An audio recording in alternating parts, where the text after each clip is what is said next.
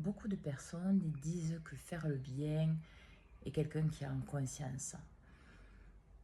L'essentiel est de savoir pourquoi vous faites le bien. Parce que normalement, le bien doit partir de vous. C'est-à-dire que vous vous donnez à vous-même avant de donner à l'autre. Ça veut dire quoi? Ça veut dire que si vous accordez de l'intérêt, de la présence à quelqu'un ou à une situation, c'est que d'abord, vous vous écoutez vous-même. Vous êtes à l'écoute de vous-même.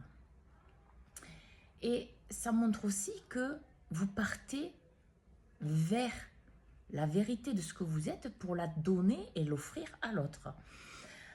Ce n'est pas parce que quelqu'un est gentil que c'est quelqu'un qui a en conscience. Bien sûr, je ne parle pas dans le sens que quelqu'un est méchant et donc est en conscience. Non, il faut aller plus loin dans la gentillesse. Parce que prenons quelqu'un qui est dans la dépendance affective.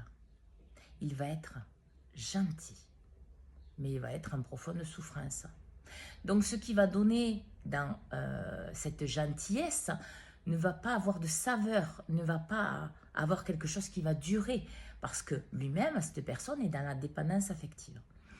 Si par exemple vous avez quelqu'un qui est gentil avec les autres, mais qui a un manque d'amour de lui-même, un manque de confiance en lui, c'est une personne qui va se satisfaire des miettes, qui va se satisfaire du minimum, parce que c'est souvent ce qu'elle a vécu dans son enfance, et elle ne fait que répéter.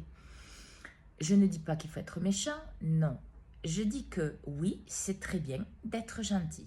C'est très bien d'être juste, de partager, de donner, d'offrir. Oui. Mais pourquoi vous le faites? Parce que si c'est pour pallier à une souffrance que vous avez, si c'est pour pallier à une dépendance affective, une dépendance, un schéma familial ou un blocage, cette gentillesse est sale. Elle n'est pas juste. Elle n'est pas vouée à quelque chose de sain. Elle n'est pas connectée à votre cœur, à votre âme, à vos parties les plus élevées. Elle est liée à une dépendance, à quelque chose qui vous fait souffrir. Parce que bien sûr, si vous êtes gentil, parce que les personnes ne le font pas forcément exprès, elles n'ont pas conscience, mais c'est le moment où il faut prendre vraiment conscience du pourquoi vous faites les choses. Parce que c'est pareil, une personne qui dit toujours oui, oui ou non, non, c'est pas une personne gentille, c'est une personne qui ne s'écoute pas. Et ça n'a rien à voir avec la gentillesse. C'est-à-dire que, parce qu'il y a des gens qui vont prôner la gentillesse, mais il faut aller voir qu'est-ce que c'est la vraie gentillesse.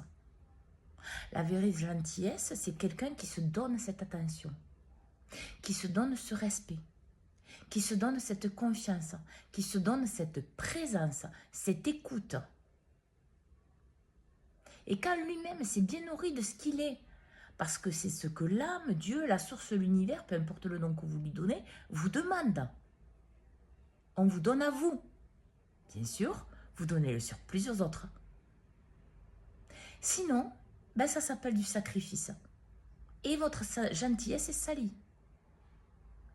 Donc, elle n'est pas juste pour vous, elle n'est pas juste pour les autres.